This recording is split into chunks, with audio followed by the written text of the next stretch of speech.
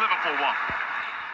We want to get wins against anyone, not just in the derby. That's quite clear. But I think today we were very unfortunate that we couldn't collect the 3 points. What is clear that we got a performance that could allow us to go into any derby and make sure that we are competitive and we get the win that we want, and we want to celebrate with our fans. We deserve to win the game. I think it's just if you could think more composure in our possession in the first half. I think we could have scored more.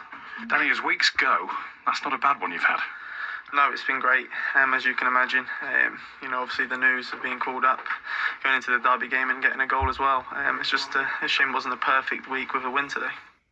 So they're the views of those involved in the game. Now, the decision to sack Rodgers was apparently taken before the game at Goodison, and Rodgers himself found out when he got home after the game and was told by Ian Ayre. Maybe, if you watch his post-match interview, he had an inkling of what was coming. I think what probably maybe is forgotten is that we've lost 4 real catalysts out of this team in the last couple of years, and that's huge for a team like ourselves.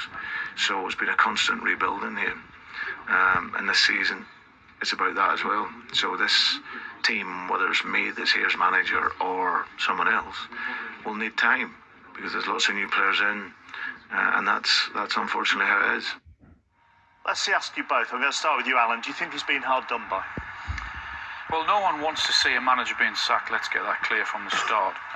But the bar was set when the owners sacked Kenny Dalglish for finishing 8th, getting to 2 cup finals and winning one of them. So that's what Brendan Rodgers had to improve on. So that's what he took over. So from there to now, I don't really see much progression. As tough as it is, with the money that has been spent, one of Brendan's first things when he went into Liverpool was he talked about a philosophy, which I know many people were slightly confused about that. And looking from the outside now, that a philosophy for Liverpool is, I don't see an identity. I don't see people can see who their best players are, what the plan is, what their best system is. So from that point of view, I was pretty confused. Hard done by? No, I don't think so. After the 3 years, and like what I was saying about the philosophy, Liverpool's philosophy was pass and move, and what more do you need than that? And building from the back, the defence. And I think that as much as people talk about is the Suarez season, I think you've got to talk about the amount of goals that they've conceded and how they've defended. Even the players that he's brought in have not really made much difference.